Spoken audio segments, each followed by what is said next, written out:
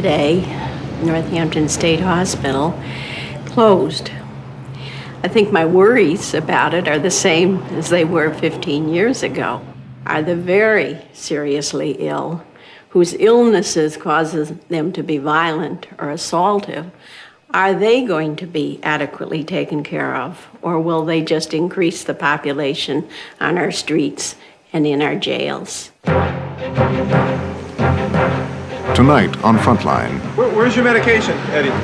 When he's off of medication, we don't want to trust him. He's on the brink now of being where I'm going to try to get him admitted back to the hospital. What's the knife there for? Don't touch it. As mental hospitals around the country are closing, what's to be done with the truly dangerous patients? I can't go on the street right now.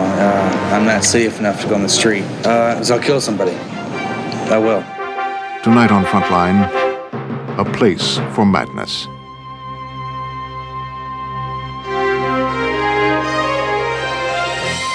Funding for Frontline is provided by the Corporation for Public Broadcasting and by annual financial support from viewers like you. This is Frontline.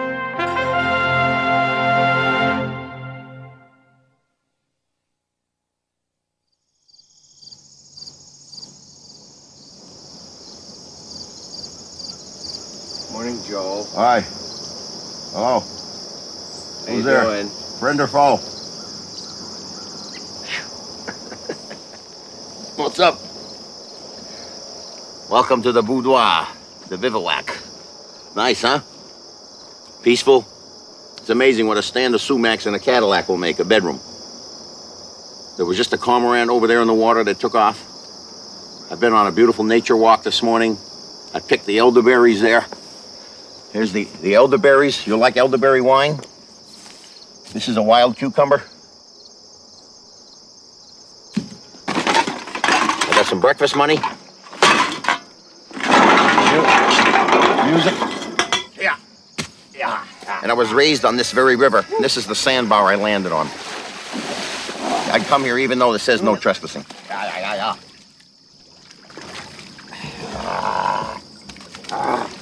As long as you're not hurting anybody, you should be allowed to be as eccentric as you want to be. You know, and you shouldn't be put away for it. As people who've come to my aid in the streets when I've been being harassed, they've said, why don't you just let the man live? The water's nice. He has a right to live, to breathe, to walk the sidewalks of this land of America. But we don't have much tolerance in our society, especially in Northampton. There's a lot of judgmentalness here. This is the last bastion of Puritanism. Northampton is the only place in the world where the largest women's college in the world is separated by a chain link fence full of holes from a mental hospital. And quite a few other people cross over that boundary, that border of the two cultures here that are coexisting side by side, which gives this place the life and the colorfulness. When you have all these cultures that have to coexist on the sidewalks of Northampton. I'd like to become a narrator for Six Wives of Henry VIII. For the past 135 years, Northampton had the only state psychiatric hospital in all of western Massachusetts. There has always been a heightened tolerance here for the deinstitutionalized mentally ill. Hey, how are you? Fred, right? Yeah, Fred. Hey, Fred, do you have any ID with you? No, I don't identification. Police Nothing at Detective all. Tommy O'Connor grew up seeing and talking to ex-mental you're hospital originally from patients Springfield, along you said? Main Street. Have you ever been in a hospital out there? We're in the Northampton State Hospital. Oh, yeah. Be there off and on there, off and on there, you know? Yeah. About 14 times observation. That's You were in 14 different times? Yeah. How old are you now, Fred? I'm 52 years old. 52? Yeah. 52, yeah. That's not bad, huh? No. You feeling healthy? Yeah, I'm feeling healthy, yeah. Mrs. Shaw's Motel is a refuge for ex-Northampton State Hospital patients who want to go it on their own. Well, I recall that I must have went through 1,000 patients in this place. We had Roger. Roger had a problem with eating. He would eat and drink so much that he would bloat. Then we had a fellow by the name of Mr. Bradford, a wonderful fellow, and he would go around and cut all my fir trees down. He hated fir trees. And then we had Peter. Peter would always screech all night. Today I'm so blue. sad and broken-hearted, and it's all because of you. Most of these people I've had here were hospital bound. Eventually, you break them in, learn them how to, help them to get dressed, go shopping, cook, show them how to cook. And then they have to take the medication. You have to keep stressing, but I can't give them the medication. I'm not qualified. But they have to take it themselves. But you remind them that they have to take it. Once they say they don't need the medication, it doesn't help them, then somebody's got to step in and stop it because they go beyond reason and then you can't handle them. All right, please. Point, Your Honor. First matter that I will call, Your Honor, is a 209A restraining order, 9345 R Road 241. Aurora Mosier and Jane Mosier. And the defendant is David L. Mosier, and he's your son. And is his address, it indicates here, the streets of Northampton. In Massachusetts, when untreated mental illness results in violence, the courts are the last line of defense. For the victims, like Tex and Jane Moser, and also for the civil rights of the mentally ill, like their son David. It's a very complex issue around the civil rights of the individual and the need to protect society from people who are acting in dangerous ways. But there's been such a bad history in terms of locking people up against their will, warehousing people, that I think we have to be very cautious, on the one hand, about how much we impose upon people, and on the other hand, we also have to be protecting our community. 42 years ago, when Mary Pelis first drove into Northampton State Hospital, there were 2,300 patients locked inside. As I came around this corner and saw this huge building that looked like a fortress because it had all these bars on the windows, I became totally petrified and thought to myself, what am I doing here? I could hear patients yelling, screaming, and the closer I got to the building, the more petrified I got. But I did have an appointment to meet with the director of nurses, so I had to keep it. After several minutes, I finally shut my motor off in my car and decided I'd go in. And there I stayed 34 years.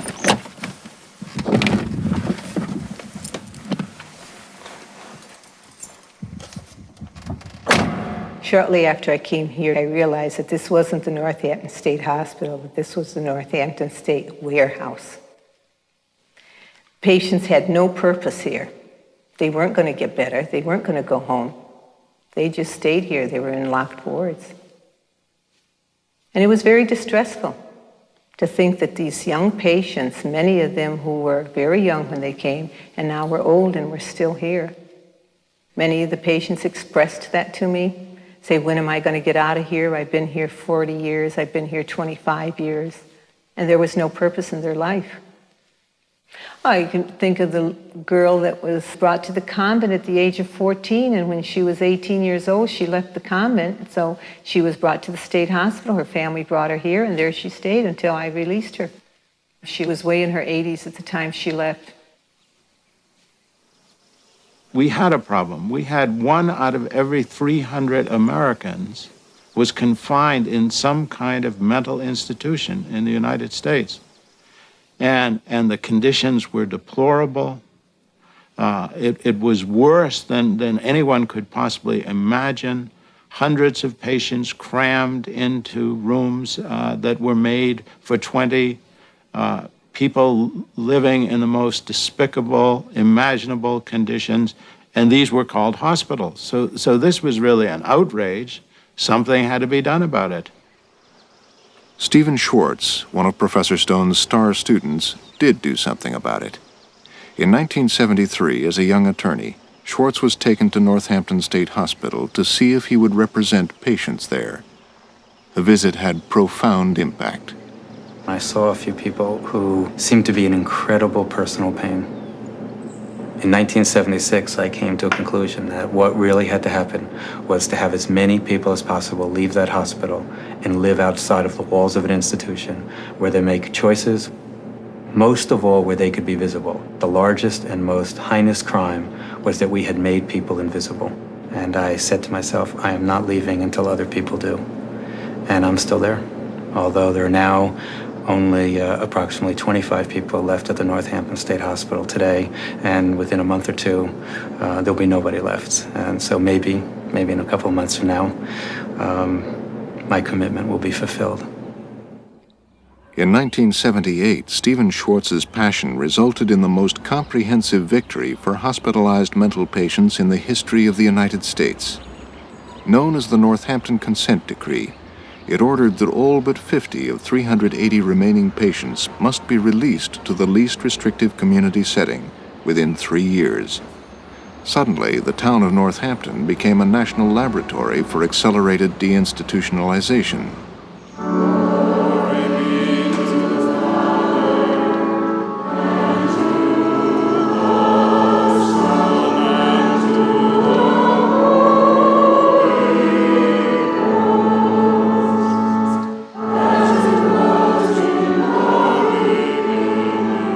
Initially, Reverend Tex Moser and his wife Jane were enthusiastic supporters of the Northampton Consent Decree. 15 years ago, we shared the point of view that deinstitutionalization was one of the best things to come along. These are wonderful goals, and unfortunately, the events of the last few years, including our own personal experience, have indicated there's a whole segment of the very seriously mentally ill that do not fit into that scenario. While it may not be the last time that I shall preach from a pulpit, it may be the last time that I shall speak as a pastor of a church. I hope you will understand if I have a lot of deep-seated feelings and emotions this morning. 10 years ago, the Reverend Tex and Jane Moser became deeply worried by the increasingly bizarre and threatening behavior of their eldest son, David, a gifted artist, by then 30. And even looking back over the 5+ years that I've been among you, it seems as if that's gone by so very, very quickly. Because David, of course, is part of the minister's family where religion has always been an important part of our lives, and still is part of David's life, it is understandable that when he became mentally ill, some of the expression of that illness would be in religious terms. Man, nice to see you. See ya. Hey, Do I get one? When Jane and I went to Israel in 1983, we invited David to go along. One of the reasons we did that was because we were aware of the fact that he was having difficulty. Every place we visited seemed to have unusual importance to him, as if he were the chief actor in the drama of visiting these places. And as we came to the River Jordan, where traditionally Jesus was baptized, he began to be more and more agitated as we were nearing the place, wondering who would baptize him. One of our party took a picture of that baptism, and we still have that picture. It's whenever I see it, it's chilling to me because of the angelic, almost beatific expression on his face. To me, it said he was identifying himself with the figure of Christ. Meanwhile, in Northampton, the tension between patients' civil rights and the community's need to protect itself was being dramatically played out along Main Street. Although the consent decree had constructed a well-funded system of community services for discharged patients, the town was initially overwhelmed. I used to describe my job as the chair of the mayor's task force on deinstitutionalization as a referee. That was my professional role because people got so worked up. If there was an incident on the streets involving someone who'd come out of the state hospital, then the police would say, why did you release that person? And the mayor would say, you're endangering my citizens. Why is this person on the street? And then the lawyer for the civil rights of the patient would say they have the absolute right to be on the street. And you would have all these perspectives that everybody would just be outraged at each other. And then it happened. On a winter Sunday morning in 1982, a state hospital patient with a long history of arson set fire to a building on Main Street, killing a mother and daughter who were sleeping inside. Even though the patient was in town because of a hospital day pass, not the consent decree, the distinction was lost on the community. To the outraged people of Northampton, patients' rights had overwhelmed common sense.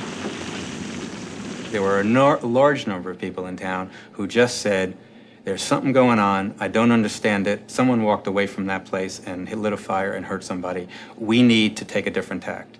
And so there was enormous pressure on the mayor, but he said, rather than yell at each other about what's wrong, let's try to all come together and find a solution. And let's not let the solution get bogged down in arguments about, do people have rights to leave or do people have rights to stay? Are too many people leaving? Are too many people staying? Instead of engaging in that sort of debate, he said to the whole group, what is it going to take to have our community safe?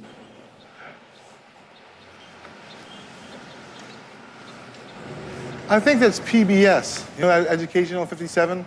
Did you ever watch the Moody Blues on 57 before? Yeah. They're great, huh? That guy, he strums, right? And orchestrally comes around and echoes back. It sounds like, it's like thunder, but it's After the fire and the anguish, community services gradually became more effective for ex-hospital patients who chose to accept them. Not too many years ago, Jim Tedonio, who suffers from manic depressive illness, might have been trapped on a back ward at Northampton State. But you know something, I can't stand is when you give somebody a handshake and they're like this. A wet noodle. Oh, yeah, dude. I'll see you. All right. How did it go this morning? I'm doing pretty good. Yeah. I still get the crazy thoughts I always get, you know? But they're controllable because of the medication. Yeah. Okay, for example, you know, since I worked in a shoe factory, right? I didn't know you worked in a shoe factory. I worked in a shoe factory 2 years. It ruined my knuckles. I ruined my knuckles because they kept on scraping against the thing. Every week, Jim Tedonio goes to the Starpoint Club, a state-funded private club for the mentally ill, and meets with its director, Michael Tillier. Your landlord has said that you need to leave. Yeah. And so can you be one of those Lexus cars, one of those Archie Bunker type buildings? I mean, archway buildings? The situation is, Jim, I just called Social Security, and you're at the top level of your benefits now, so you wouldn't be getting any more than $568 a month. Now, the Valley Inn is it's a nice area of town. You have your own room. There is a shared kitchen. Mm-hmm. You know something? I was a really excellent guitarist. My drummer used to keep on saying, "Can I play in front of you? Well, Jim, are you okay? You tired?" I ran all the way to practice. And I wasn't mentally ill at all. What happened? Because I got a quarter stuck in my eyeball or something way back there or something?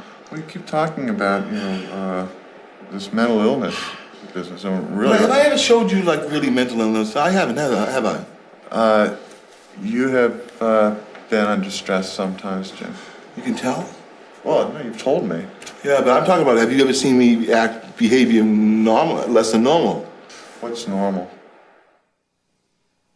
David came home to live with us in the fall of '84 because we were all worried about him. At that point, he was living in a car. The minute he arrived, he picked up a sledgehammer and started to take apart the back steps of our house. At all times, he carried a large machete at his belt. Sometimes he used it to chop down things in our yard, chop down things that we didn't want chopped down very often. And yet there was such a threatening mood about him that we were reluctant to argue with him about these things. He carried the machete day and night. Both raise your right hands, please. You both solemnly swear any testimony you shall give. We were beginning to feel like we were prisoners in our own home. Sir, you're Leroy Moser? Yes. And ma'am, you're Jane Moser? And then finally, he threatened my husband. Said he would castrate him because that was the message in the Old Testament, that he must do this. And it was at that point we called the doctor, we called the police. Are you requesting a continuation of this restraining order here? Yes, we are. We'll prepare a new order, and I'll sign a new order extending it for a year. Thank you very much, Your Honor. Thank you. When David was hospitalized in 1984, I think in our naive state, we thought he's in a hospital, now they'll treat him. To our surprise and frustration under the law, being in a mental hospital does not guarantee treatment. Many mentally ill people, very ill people, such as David, think nothing is the matter with them. They're not ill. It's the rest of the world. Something else is wrong. In December of 1984, probate court ordered David Moser committed for involuntary treatment of manic depressive illness with psychosis. The judge wrote, "Without treatment, Mr. Moser's psychotic condition will worsen and he will become increasingly assaultive." But although the hospital agreed with the diagnosis, they accepted David's arguments for release without medication because his resistance was so well organized and so cordial that it did not make sense to force treatment. The whole point of treatment by psychiatry and through the modern medications is to give back to the person who is mentally ill the capacity, the ability to make free, responsible choices of which they have been robbed by their mental illness. It's a myth to assume that the person who is mentally ill has this wonderful free capacity to make choices. They don't. They've lost it. I think that there is a tendency that it's quite dangerous to say we will allow older people to die under certain conditions. We will allow people who have terminal illness to die under certain conditions. We will allow someone who even happens to have a heart attack or a certain medical condition to say, I'd rather not get better.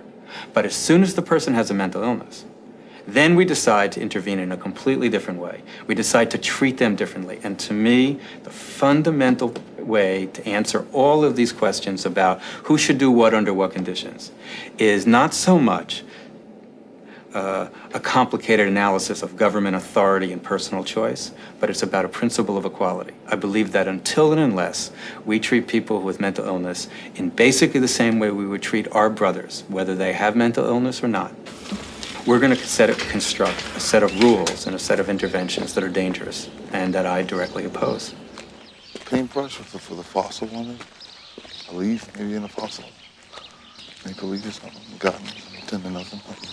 I like my life very much. Sometimes I'm walking down the street, I feel like clicking my heels. If I had boots on, and just jump up in the air and come back down, Sometimes I feel that good, that.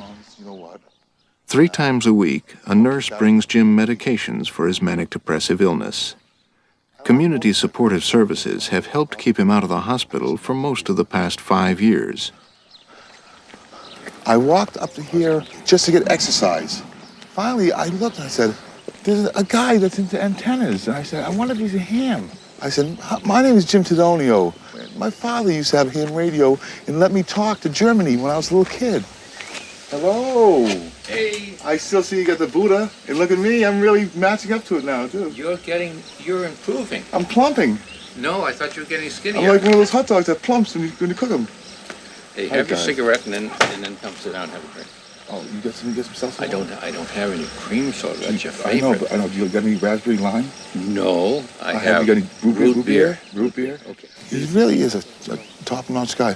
But one time he said, if you don't shave, you look like a bum, right? So I stopped going up here. Have you ever forgiven me for calling you, what did I? Of course I did. Okay. Because I'm a Christian. You know why I called you bum? Do you remember? No, I don't. Yes, I didn't shave. I said, you looked like one. You're not one, but you looked like one. But you know that I can shape up. I know you can. If you be my trainer. Listen, if I didn't care about you, why the hell would I say that? Why would I say...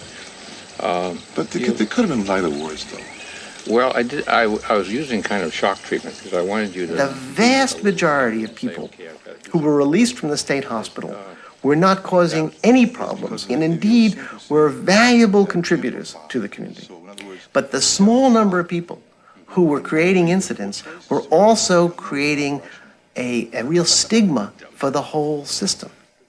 We always thought that the The way this worked was you released patients from the state hospital, and then the state set up these fancy, expensive programs, and when you got the person into the program, they're the ones who would successfully stay out of the state hospital. What we found over time was that there were places like Mrs. Shaw's rooming homes that people went, both who were in treatment and people who had decided to bolt from the treatment system, and that there were the Mrs. Shaws of the world who took care of these people, who knew when they were on medication and when they were off medication. And it became clear to us that we better have a partnership with Mrs. Shaw. When you go by, that's the other door right here. When you go by, just slowly go by. Right here.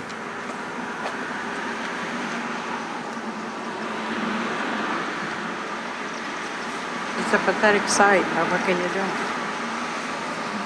When he's off of medication, you don't want to trust him. You don't want to turn your back on him. And he's on the brink now of being where I'm going to try to get him admitted back to the hospital. But he won't go in himself, and the law says he has to show up at the hospital himself to be taken. Otherwise, I have to call the police and have him taken in bodily. And I'm afraid that he gets violent, and he might hurt one of these police officers, because I've seen him hurt another police officer, Officer Nichols, quite a while ago. And I'm afraid he might do the same thing again. He changes, his mood changes. When the police stopped by Shaw's motel, Mrs. Shaw took the opportunity to tell Detective O'Connor about the crisis with Eddie. Now that's the same guy who hit Nichols. He took Officer Nichols. He took a leg of a chair and split open the officer's head, right? Yeah, yeah. So he's not acting.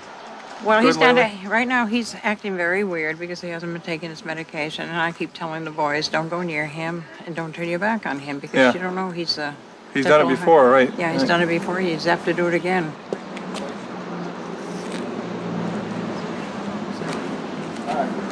This is Eddie. Civil libertarians have long thought that no one should be punished for their status. Mental illness is a status. So the status of being seriously mentally ill shouldn't be punished. Hey, Andrew. How are you? How you doing? Hi, how you doing? Good. Hey, Mrs. Shaw is a little concerned about you. Yeah. She feels maybe you're not taking your meds or something. You are taking them? Yes. What kind of meds are you taking now then? Nothing. What is it? Nothing. Nothing? In a lawyer's mind, this goes all the way back to John Stuart Mill. We only interfere with a citizen when they cause a danger to someone else or a harm to someone else. And we'll make a big addition to prove our heart's in the right place. If you're dangerous to yourself, we'll let the state interfere too. What's the knife there for? Huh?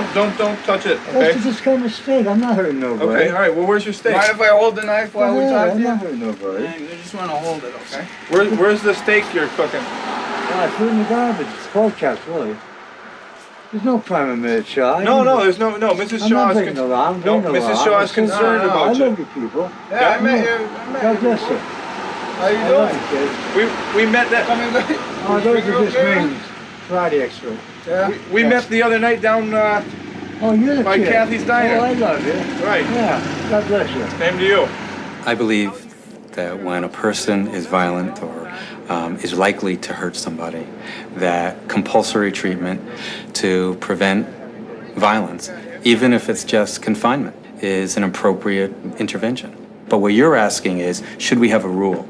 Should we have a rule that says that if a person has some chance of being violent in the future, let's intervene early and hope that we can successfully stop that violence? And I'm telling you that if there's not a good chance that you're going to succeed, then I don't think you have a right to do that to people.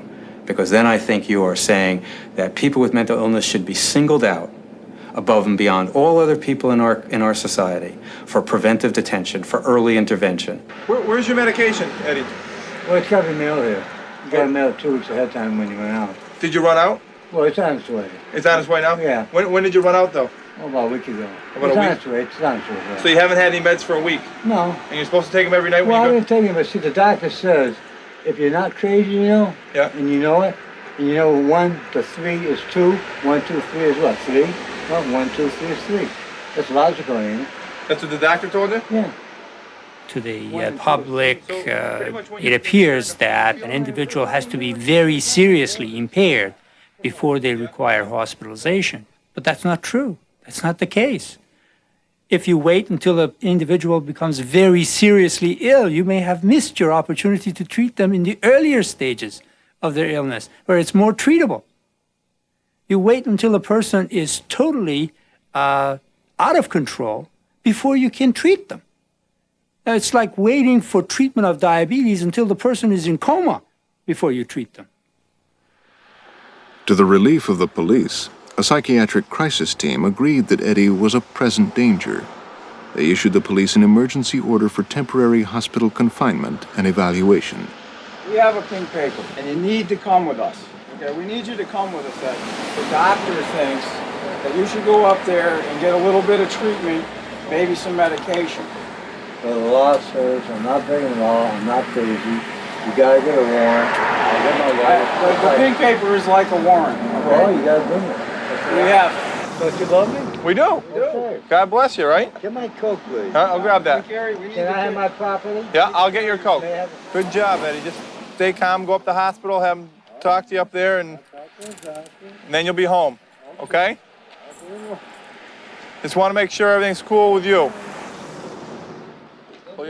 In the state of Massachusetts, a person who is mentally ill has the right to refuse treatment, and a judge must make that decision whether the person will be treated against his or her will.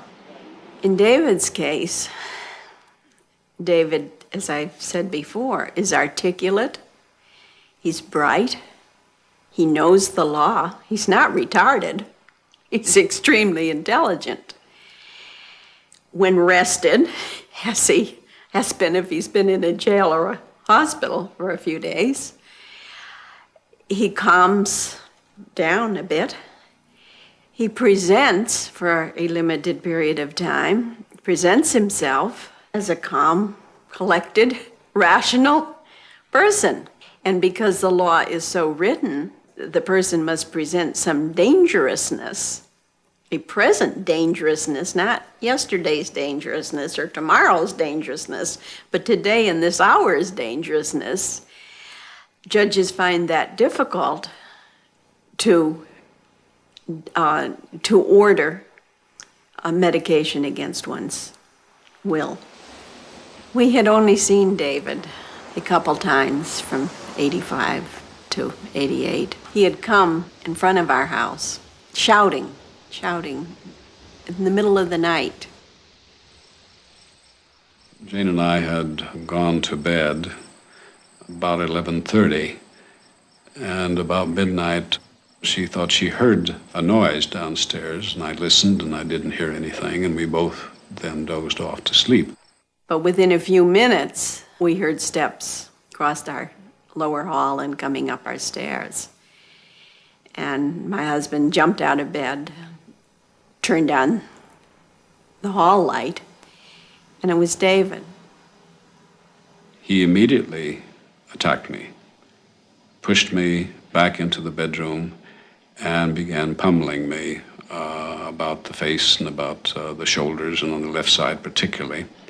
Oh, I think he struck me probably 20 or 30 times, and part of that time I was on the floor. When Jane tried to get to the telephone, he took the telephone and threw it at her. And then he began to assault me, which he had never done before.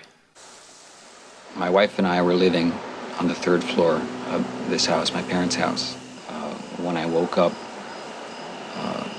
to a screaming sound that I didn't even recognize as my mother's voice. It was so ghastly. My wife was trying to call 911. She was on the floor. I mean, her knees had given out literally from fear. I went down, and at that point, my father was in the hallway. He was naked from the waist down, and David was just pummeling him, had him up against the wall. And, I've never hit Dave in my life. I mean, I suppose I should have just gone up and hit him over the head, while his back was to me, but I just started screaming out his name, so he would just get away from my father. And he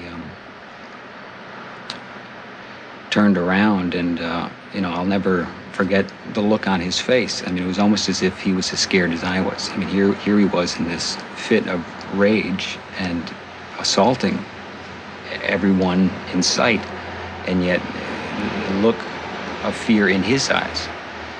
And it was odd. It was like he almost, in a matter of a couple seconds, it was like he was going to start a conversation with me. And then immediately took a swing at me, and he missed, and that's when I started hitting. I just hit him over the head probably a dozen times. And the only way I could restrain him is I just grabbed his hair, and I told my father to do the same thing. So like 4 fists pulling his hair down to the floor. He just couldn't do any more. Out in the hall, where the police finally found him, hangs a painting David painted for his dad many Christmases ago, a painting of Christ in hell. And under that painting, where David was finally subdued, our youngest son, in response to the shouting David was doing at him, said, "Go to hell." And David replied, "I'm already in hell." I think that sums up better than any words of mine his suffering, which is really our greatest suffering. This is David Moser in prison. His belief that he was not mentally ill and his refusal to plead insanity for the assault on his parents helped to send him to prison for 4 years instead of to the hospital for treatment. Upon his release in December 1992, he was sent to Taunton State Hospital, where there was an extensive hearing to determine if he should be committed. The judge ordered David shackled, but allowed him to act as his own co-counsel. So we saw David sitting in handcuffs at the lawyer's table, cross-examining witnesses. I kept saying it was like Alice in Wonderland. We began to wonder where we were and what was going on. Dr. John Gilmore was the hospital's forensic psychiatrist who thought David was mentally ill and dangerous. But David had not allowed Dr. Gilmore to examine him, explaining in a note he had to be immediately released to make a report to the FBI. You said that in regards to people reporting things to the Federal Bureau of Investigation, that your response was, well, that's all part of the larger picture. Do you recall making that statement here today? Mr. Moser, the larger picture here is that in September of 1988, you broke into your parents' home and seriously beat your father and injured your mother, and apparently also injured a police officer. What does that have to do with the Federal Bureau of Investigation? Mr. Moser, your belief in 1988 that there was serious wrong done against you which prompted you to attack your parents are now the same beliefs prompting you to seek redress through the Bureau of Investigation. Incredible conclusion, sir. Where did you find it?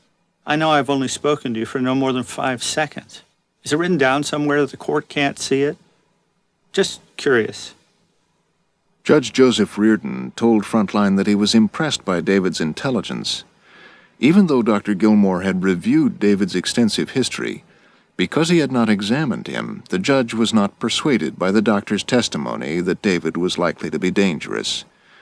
The judge said he was also impressed that David had not been violent in prison, and that David saw his attack on his parents as a punishable act of civil disobedience. Most of David's past medical and police records were not placed into evidence.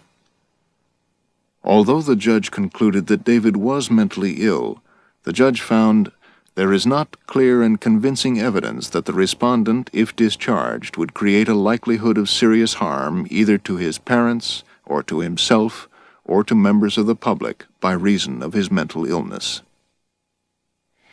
And so he was released not only from the handcuffs, but from the hospital with no treatment. And he's gone. Dear Reverend and Mrs. Moser, Since David has been released against my professional judgment, it is my duty to encourage you to take reasonable precautions to protect yourself. The Northampton Police Department may be able to assist you. I have written them about the potential harm to you. The decision of Judge Reardon is truly a regrettable one. I sincerely hope that your son will not be harmed in the community and that he will not seriously harm anyone else. He obviously requires intensive hospital care and treatment with antipsychotic medications. Unfortunately, David will now have to be rearrested before further psychiatric intervention can be undertaken. John Gilmore, forensic psychologist. Certainly, David Mosier, at many times, was able to convince different people that he either didn't need, didn't want, and certainly didn't deserve to be forced to take the treatment. He convinced judges of that. He's convinced all the decision makers that we in Massachusetts have empowered to resolve disputes. And while I'm highly sympathetic to the difficulties that the Mosiers have experienced, I think fundamentally we have to also agree that because these issues are complex, because people can have different views, because there are going to be disagreements about whether a person has a condition, whether they don't, whether a treatment will work, whether it won't, whether a person's capable of deciding for themselves, whether they're not. We have to trust somebody to decide. And if they decide consistently in the same direction, and we have one judge after another, or one doctor after another, or one family member after another deciding, the fact that the decisions aren't always right is a risk that we have to bear. Dangerousness is one of the real interesting dilemmas, that person that's part of this whole issue of releasing patients into the community. Studies would say that people who were released from the state hospital are not more dangerous than the population at large.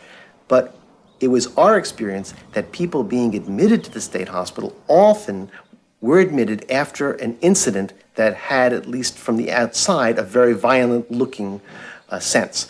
There was an explosion at home. The next thing you know, the police arrive, the person is hauled off to the state hospital. So the community's perception was that, indeed, dangerousness and mental illness had a link. The mental health system would say, a very small percentage of the people we release are going to be dangerous. And then the community would say, great, just keep the ones in who are dangerous and release the rest. And then the mental health system meekly would have to admit that they couldn't very easily predict who was going to be dangerous and who was not. This is the only active ward at Northampton State Hospital. Roger is one of the last 23 patients, and he has just been told that the hospital is about to close. I've had quite a few changes in my life, and closing the hospital is pretty rough. I wanted to settle down here for a while because I can't go on the street right now. I'm not safe enough to go on the street. So I'll kill somebody. I will. I'll kill somebody. I have no problems with that at all. We're working on getting me better. So I'll be moving to another hospital. Roger, do you think it's possible to commit a crime because of an illness? Okay, I'll give you an example. I hear voices, and the voices get louder and louder and louder in my head. And the voice of Satan telling me to kill somebody. And I went off and I took a knife and I was about to do the person in, but the person wasn't home. The person wasn't home. And I turned around and I burned everything that I saw in sight, burned it all down. That's the night that I committed my arson. I was hearing voices in my head and I had to release it. Had to release it. And that's when a person becomes suicidal and very, very dangerous because he's trying to get rid of these voices and he just can't do it without the help of medication.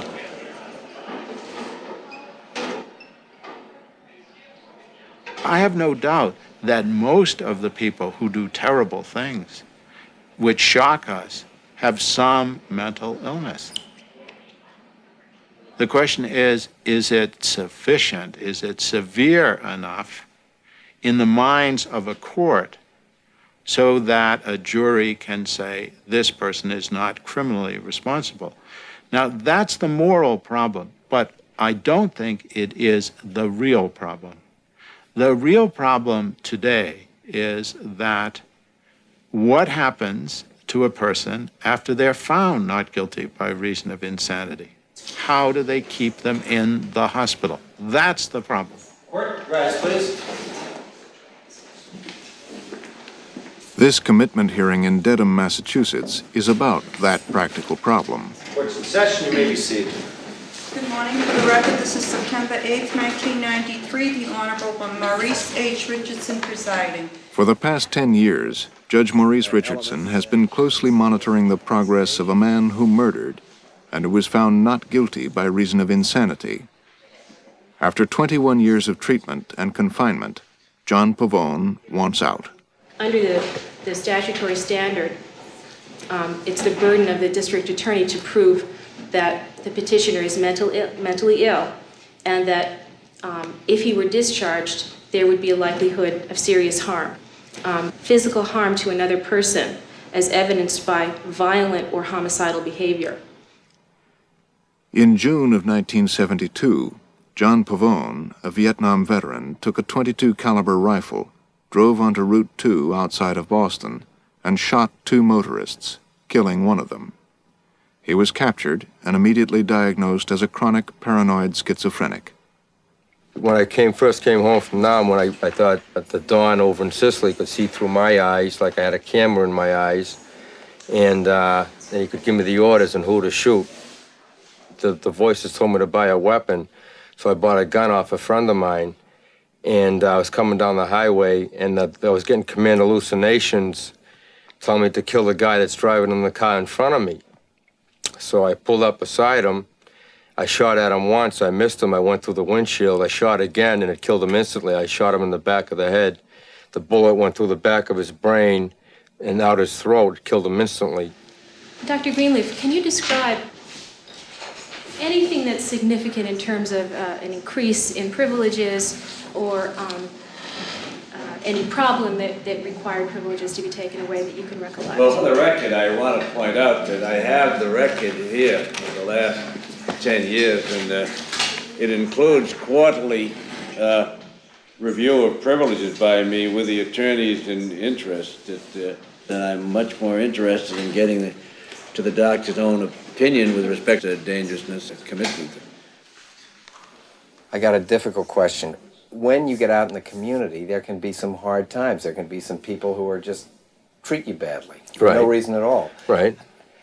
And having nothing to do with a mental illness, or do you feel confident about holding yourself in check? Oh, yes, I can do that. I can walk away from trouble, but if someone wants to hurt me or a loved one, I will I will defend myself or my family.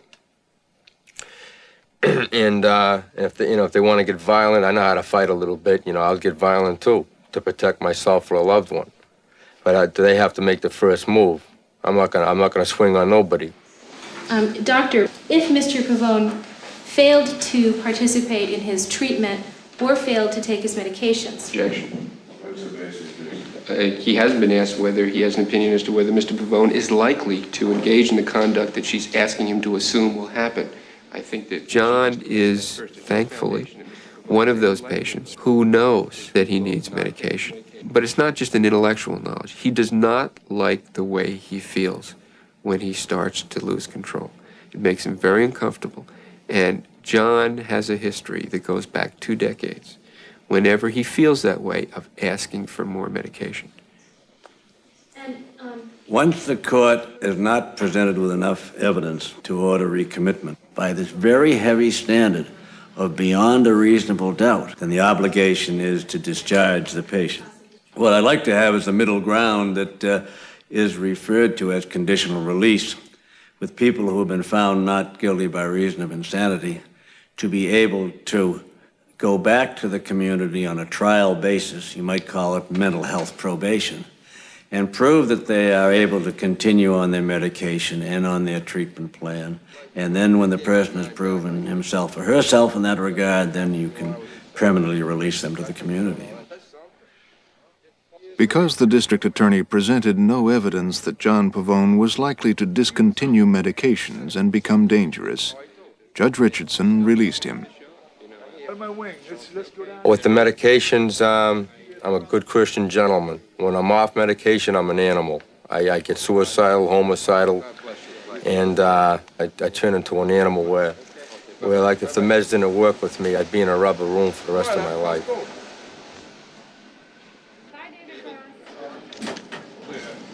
This is Haskell, the last building still open at Northampton State Hospital. On August 24, 1993, the Department of Mental Health began the transfer of the last 17 patients to a city hospital in Springfield, Massachusetts. From a peak of 2,500 patients in 1955, the census of Northampton State is about to be 0.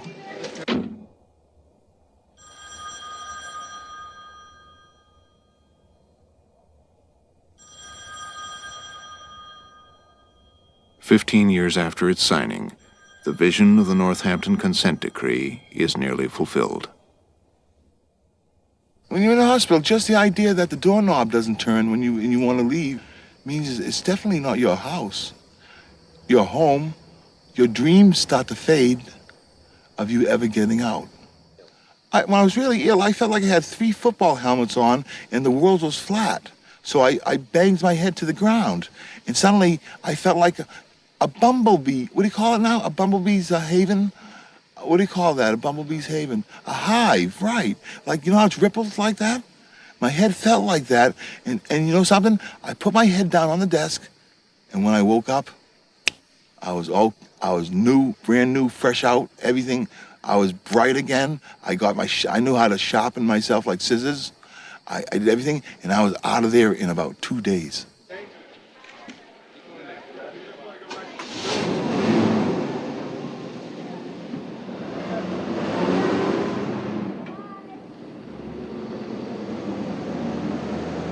Today, Northampton State Hospital closed. I think my worries about it are the same as they were 15 years ago. But now I have a personal stake in this and a personal concern. Are the very seriously ill, whose illnesses causes them to be violent or assaultive, are they going to be adequately taken care of? Or will they just increase the population on our streets and in our jails? And that's a question that remains to be answered. Can you catch him? See whether you can catch him. Why don't you bring one over to me? Can you do that? My parents are in a situation where they're damned if they do, and they're damned if they don't. If they try to get David help, there's suddenly a whole group of people who say, well, how dare you infringe upon his personal civil liberties? And then if they say, okay, leave him alone, but why aren't those Mosers doing anything about their son, David? It's kind of like, Night of the Living Dead or something. He's out there, he's not a part of our family anymore, not a part of our reality. But he's alive, and he's just wandering around out there. There, you get one. Oh, that's not what I anticipated. We've lost the son to the illness. That's the ultimate culprit, is the illness. But the system has created so many hurdles that it's almost impossible to get the necessary help for his mental illness and his penchant toward violence. Take very long. Is that good? There's fear for ourselves, yes, but there's even greater fear for what's going to happen to David. I'm still looking for the white butterfly for Ben. Can't seem to find it. So. After all these years, we, as a family, have not discovered a way to get treatment for our son David. Emma and I found a big bumblebee. Despite all of the fear, despite all of the illness, if David were to come to our door today, we would open the door and bring him in if he would come. We only wish we knew where he is.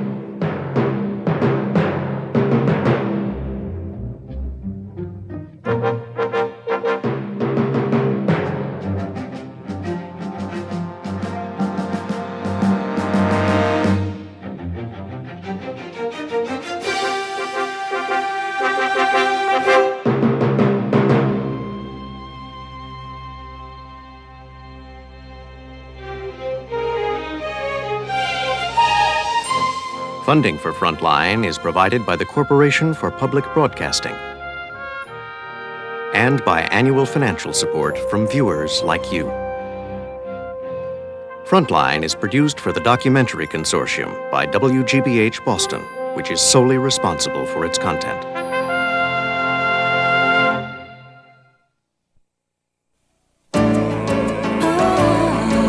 This is PBS.